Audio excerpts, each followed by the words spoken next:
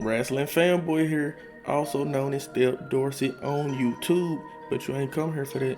And on this video right here, I just want to talk about something that I thought about yesterday. And that is, who should win the Royal Rumble? Now, just a heads up, this is not my predictions video. I'm not gonna give you predictions. Save them for a later time, because my brother might be a part of that one. Especially since that's the Royal Rumble. What I'm going to give you is my opinion solely, just a discussion, and y'all leave y'all thoughts in the comments. Now, I'm gonna talk about the women last, because theirs is more detailed for me, and I'm gonna go ahead and talk about the men now. And I also have to have honorable mentions. So I have honorable mentions for the males, and I have honorable mentions for the females. Now, let's go and get the honorable mentions out the way, because they kind of obvious. Now, my first honorable mention is CM Punk. Reason CM Punk is on this list and he didn't make the main list is because I think he should have won the Royal Rumble last year if he did not get injured. Because it was the perfect setup. Him and Seth Rollins, the timing was good, honestly. It was either CM Punk or Cody Rhodes. And I think they still could have wrote to the conclusion of Cody Rhodes getting back to Roman. So with the CM Punk thing this year, CM Punk, Seth Rollins is not in that spot.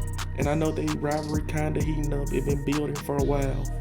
But I don't think it's going to carry the same amount of heat, because the title is not involved, and it's gotta have a lot of heat to main event WrestleMania, which that is what CM Punk wants to do. But with that being said, I'm not against the fact that he could still win and challenge Cody. He could challenge Gunther, because him and Gunther have set up something, it was prior to Survivor Series. And him and Cody, they have history. Let's just put it like that. So CM Punk is an honorable mention. My next honorable mention, kind of obvious too, John Cena. Now, John Cena, he not on the main list because I don't think he's going to win it, honestly. Now, if you want John Cena to go out on a big bang, a big hoorah, then yes, let him win the Royal Rumble his last year. Let him win. Because you could tell the story of John Cena won the Royal Rumble.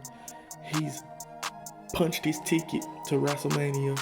He's about to get his opportunity to break 16 and go to 17. You could tell that. And I think they're going to tell that story throughout his whole year of him getting so close but not getting the job done until later in 2025. But you can start at WrestleMania, honestly. He on this list because you can have John Cena win, go challenge Gunther or Cody, and he could come up short. And it'll play into the fact of John Cena saying he don't think he's good enough anymore. He don't think he's worthy to break 17, break 16 and become 17. So you can play into that with John Cena. So that's just that. Now let's get into my real list. First superstar I have on this list, main event Jey Uso. Now the reason I got main event Jey Uso on here is because he would be a first-time Royal Rumble winner. This would be a big deal for his career. Somebody who has the moniker of main event but does not get the job done, we gotta cut that out. We need him to main event the biggest PLE of them all. That'll solidify the main event title. He main evented WrestleMania. He could go against Gunther. He could go against Cody. But more, I would lean towards Gunther. Even though him and Cody have, they have history. They're both baby faces. him and Gunther, they got history too. Gunther has told this man he just not good enough. He's an excellent tag team wrestler. He's good, but he ain't good enough. And they have a match coming up at Saturday night's main event where Gunther is giving Jay a chance at the World Heavyweight title. Now just imagine Jay loses that match. That special is before the Royal Rumble. Jay could easily get in the Royal Rumble and win.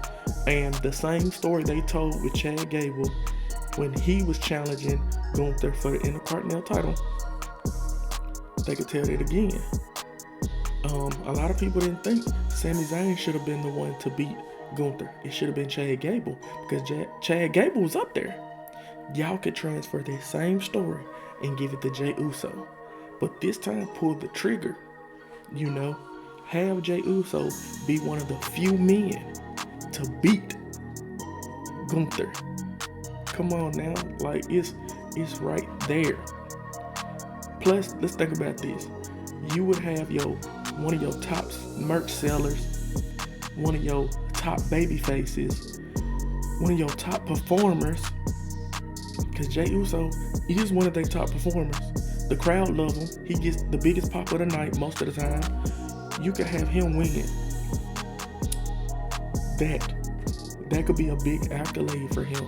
Even if he was to go to WrestleMania and lose, that would be a huge accolade to add on to his resume. So that's why. That's my sale pitch for Jey Uso, why he should win the Royal Rumble.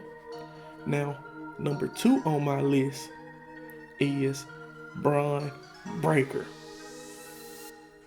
Y'all can guess why I said Braun Breaker. He's the future of the WWE.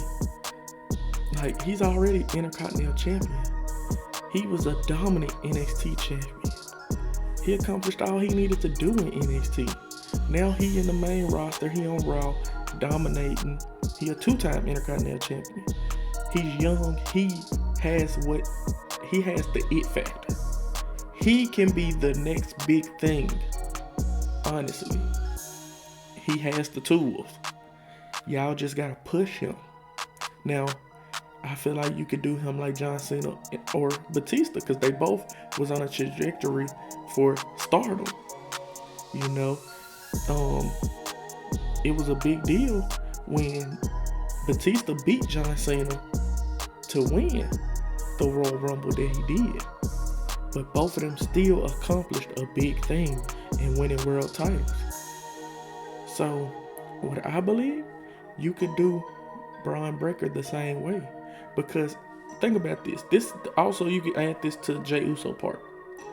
It would be a shock to everybody to see somebody you didn't expect to win the Royal Rumble. And it'll be his first time. So, like I said, it'll be a big accolade. Like I said that for Jay, we say that for Braun. It'll be a big accolade for him to win. And he young. You could go ahead and build this man up. Have him get this stuff under his belt early. You know, to where you can make him a mega star. Let him win the Royal Rumble. Let him go challenge somebody, because he had a little thing with Gunther. Him and Gunther have history. So you could make that happen. He gets some of the biggest pops of the night too. You know, the dogs be barking. They be barking. Like, he's good as a heel. He's good as a face. He's entertaining to watch. Like, he probably has some of the best matches whenever he's on the card. That's a lot. I feel like you should do, if you want to go left field, do somebody that nobody expects. Push up one of your young stars and do it now. I feel like Braun Breaker could be that guy. Now, let's talk about the women. First, gotta give the honorable mentions. And the same exact reason for both of these, so I'm gonna say both of them back to back. Becky Lynch and Charlotte Flair. Their name and their resume speaks for itself. Now they both honorable mentions because they would be returning. They legends. So just imagine returning legends coming back and winning. They have both did it before, and you could always tell the story of them being the first woman to win 2 Royal Rumbles. They already have a legendary resume, so I don't feel like they need that. But what if? Now, another reason they honorable mentions is because of the people they potentially could be going against. You have Tiffany Stratton, which that'd be a good matchup for Charlotte Flair. But on the other hand, her and Rhea Ripley had a classic. They've had classics. And I don't know if everybody wants to see that again right now. I wouldn't mind because they had bangers, in the words of Sheamus. But as far as Becky Lynch go, you could pair her up with Rhea, which they had a classic, and Becky was sick during that match, so you could do a redo. Or she could go against Tiffany Stratton, which we haven't seen that before. I don't think so. Might have seen it in NXT, but anyway, what I'm saying is I don't know if their matchups would be more appealing because it's Becky Lynch and Charlotte Flair. How about we just get Becky Lynch versus Charlotte Flair at WrestleMania? Now, to my list. Honestly, I have 3 superstars on here. One that I have a good reason for, and that's Io Sky. And Io Sky has been like the best women performer in the world. Like in-ring performer. She just been amazing. And I think this is something she deserves to win. She was we gotta remember she was a good WWE Women's Champion. And she defended that title last year WrestleMania. So I think she needs, this. Plus, let's think of the potential. She could go against Tiffany Stratton, which both of them can high fly. That match would be so exciting. So exciting. Because the things they would do in the air, oh my God. Chef's kiss. Amazing. But I think a more intriguing matchup would be her and Rhea Ripley. Io Sky versus Rhea Ripley. We already seen the two in a War Games match together. And just imagine if they were in a match together against each other. You got the powerhouse against the high flyer. Rhea is a champion right now, but you got former champions clashing. It'd be like Clash of the Titans. So I'm looking at it like that.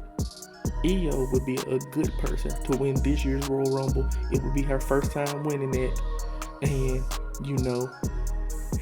I don't know. I just have a feeling that she probably is gonna win. So this ain't no prediction, but you might kind of catch what I might say during my prediction video, whatever. Now I have 2 more, and I'm gonna talk about them kind of together.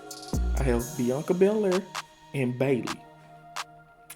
The same thing I said about Charlotte Flair and Becky can be said here. What if they were the first woman to win 2 Royal Rumbles? I don't think the WWE has to do that right now, but next year or the year after that, you might want to consider it. Now, these 2 are on the list strictly because I feel like Bayley would benefit the most from winning 2 Royal Rumbles out of anybody that I name, because she has always been looked at as the worst 4-horse woman. She's always been kind of towards the bottom. Like, if you was to rank the 4-horse women, people probably would do Charlotte, Becky, Sasha, then Bayley. Or let's switch it up. Sasha, Becky, Charlotte, Bayley. Bayley is not on top of a lot of people's list. She's on top of mine. I love me some Bayley. Y'all already know that. But I feel like she would benefit the most from this. And she is a horsewoman. Put some respect on her name. Hold her up there with everybody else.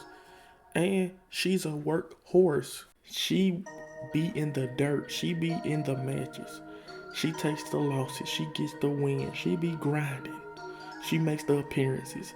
She does whatever that company needs her to do. Whatever WWE asks her to do, she do it. She like The Miz. Honestly, The Miz to do anything for the WWE. And so I feel like she would benefit the most from winning 2 Royal Rumbles. Now on Bianca Belair part, she just incredible, amazing. She the EST, the fastest, the strongest, the quickest, the prettiest, like the Bianca. Come on now. And you can't go wrong with having her win. I'm just gonna say that. She's a mega star. I don't think she's gonna win because, Jade Cargill gotta come back. I think they're gonna book that match with Jade and Bianca. But if they don't, you got a chance to have Bianca and Rhea at WrestleMania. A match we've been waiting to see. And they can main event night 1. Hell, to me, they can main event night 2 of WrestleMania if you wanted to. Like, at one point, they were the top 2 superstars in the company. 1 and 2.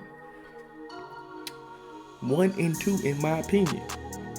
Of course, Roman Reigns is God. But what I'm saying is, those are like your 2 biggest women superstars. Period. Hands down. So you could set that up. But y'all, that's all I got.